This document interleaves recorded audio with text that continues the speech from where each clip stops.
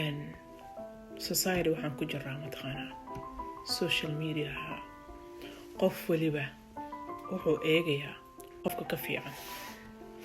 laakiin ma ogo qofkan soo gelinayo social media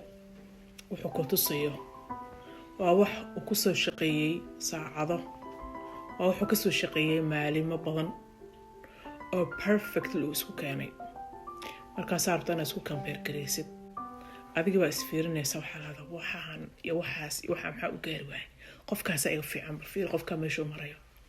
ma ogid laakiin qofkaas meeshu marayo xaqiiqatan so dadka bani aadanka ha isku compare gareenin war waliba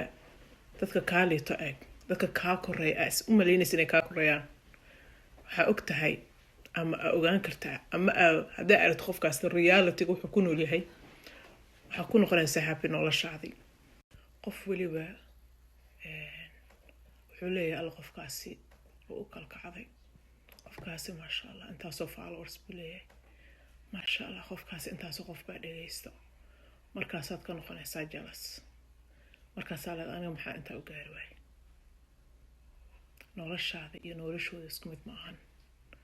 nicmada adiga ku nooshahay waa inaad horta dib u noqoto afiirisa ma garanaysid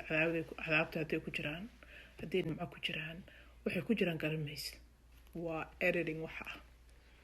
reality ma ahan especially wax social media marka qofka social media ku aragtay jalasa ka noqon marna noloshaada ku compare gareenin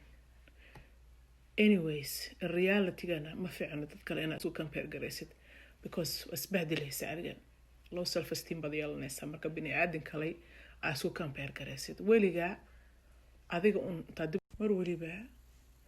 inta Ilaahay nimcada ku siiyay iyo waxyaalo adiga ah leedahay gratitude baa la sameeyaa nimcadaha adigu leedahay dibadaadan u noqonin adan xabad Ilaahu adan ma hadal aad ku dheen wad waalanaysaa okay wad noqonaysaa so always adiga dib isku eeg dadkaasi social media ku jiro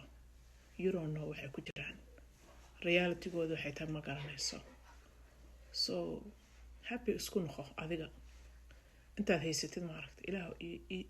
ii badidha ina bless garay dadkana ma aragtay wax fiican markaa ku arto ma sha Allah Ilaahu